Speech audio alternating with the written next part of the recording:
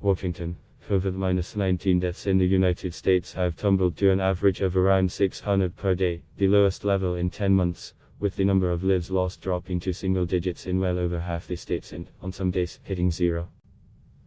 Confirmed infections have fallen to about, per day on average, their lowest mark since mid-September. While that is still cause for concern, reported cases have plummeted 85% from a daily peak of more than 250,000 in early January. The last time most deaths from the pandemic were this low was in early July of last year. The number of people with COVID-19 who died topped out in mid-January at an average of more than a day, just a month into the biggest vaccination drive in the nation's history. The Boston Herald put a huge zero on its front page Wednesday under the headline, "First time in nearly a year state has no new coronavirus deaths."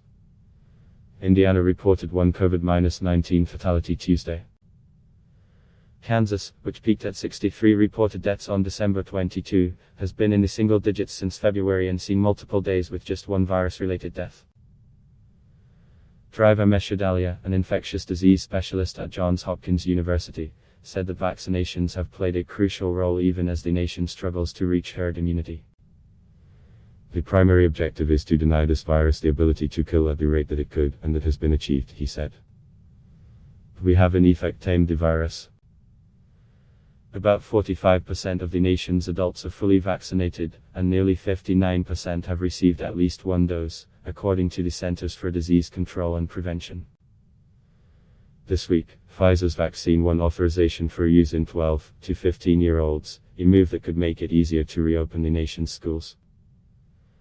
Physicians like Tom Dean in South Dakota's rural Gerald County are cautiously optimistic, concerned about the many people who have decided against getting vaccinated or have grown lax in guarding against infections.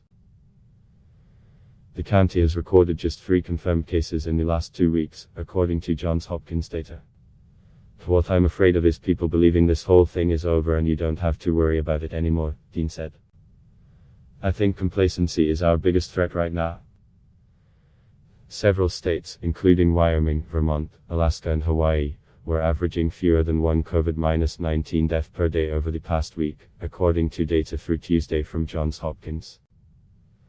And even among the 5 states with the highest daily deaths, Michigan with an average of 65.4, Florida with 61.7, California with 48, Texas with 44 and New York with 39.3, all but Florida's number were going down.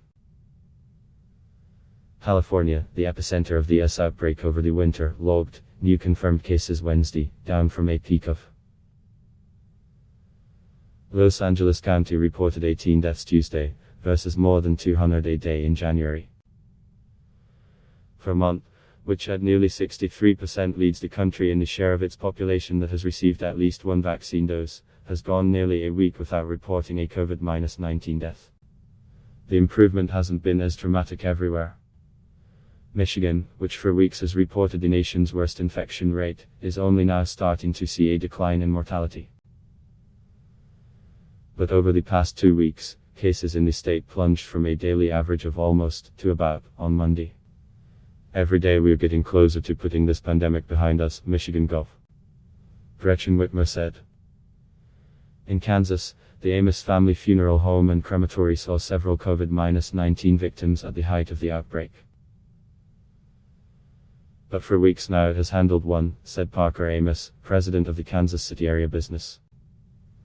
"It is a huge relief," he said. "Especially at the start of this, when we didn't know exactly how bad this was or how bad this was going to get, it was scary being in this industry." The funeral home is now working through a backlog of memorial services that families put off when cases were surging. "You want families to be able to have the closure," Amos said, "and to hold on to that for a year is something that we feel for those families in a big way because that is something that is really hard." Mark Rosenberg, president of the American College of Emergency Physicians, was nearly placed on a ventilator when he contracted COVID-19 in December.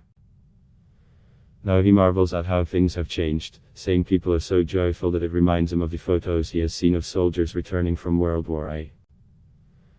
"That is how it is starting to feel, that we made it through," said Rosenberg, who practices emergency medicine at St. Joseph's Health in Paterson, New Jersey. People are touching each other again. They're hugging. The overall death toll in the pandemic stood at over, as of Wednesday. Teams of experts consulted by the CDC projected in a report last week that new deaths and cases will fall sharply by the end of July and continue dropping after that. The encouraging outlook stands in sharp contrast to the catastrophe unfolding in places like India and Brazil. I think we are in a great place, but I think India is an important cautionary tale, warned Justin Lessler, a professor of epidemiology at Johns Hopkins. If there is a right combination of vaccine hesitancy, potentially new variants and quickly rolling back control measures that comes together, we could potentially screw this up and have yet another wave that is completely unnecessary at this point, Lessler said. Ali Mokdad, a University of Washington professor of health metrics sciences, predicted that as vaccinations continued, both confirmed cases and deaths would decline into the summer, leading many to assume COVID-19 is gone, even as outbreaks in places like India carry the potential to fuel new, more virulent variants. The race is to vaccinate as much as we can before we go into the winter, Mokdad said, adding that the current percentage of the population vaccinated is not high enough to stop another wave of coronavirus infections. Ad block test why?